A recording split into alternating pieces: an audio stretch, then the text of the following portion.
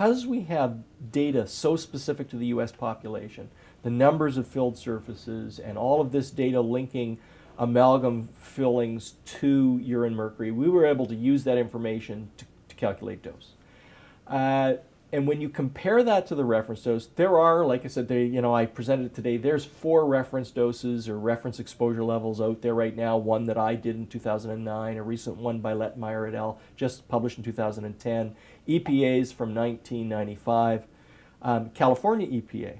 California EPA in 2008 decided that the EPA's reference exposure level wasn't precautious enough, and they added further precaution to that number. So instead of 0.3, they're at 0.03.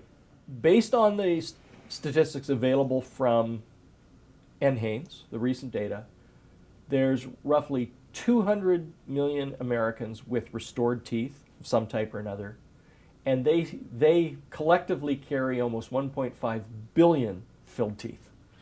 That's a lot of filled teeth, and the vast majority of that is dental amalgam. The exact amount isn't known. There's a large proportion of those people who have all of the fillings in their mouths are dental amalgam. There is a small but growing group in the population who do not have any dental amalgam. They have alternate materials. And then there's a group, probably a large proportion, have a mixture of dental amalgam, composite resin, and other things. So of those 200 million people that have restored fillings, roughly 120 million, I always round it to about a third of the US population, has dental amalgam in their mouth. And if you use the California EPA reference exposure level as your baseline for defining safety, 100% of those people exceed that safe dose. If you use the United States Environmental Protection Agency's reference exposure level, which is 10 times higher or less conservative than California's, roughly 67, 68 million people exceed that safe level. And there's been much debate at the proceedings today about what's the right study and the right uncertainty factors to apply to come up with the appropriate reference exposure level.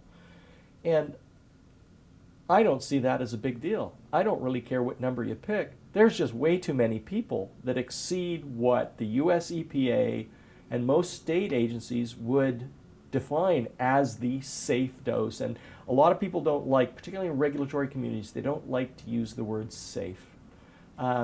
They'll call it a tolerable level, a reference level, the reference air concentration. But what they mean is it's the level that, for all we know right now, this is the level that should protect or prevent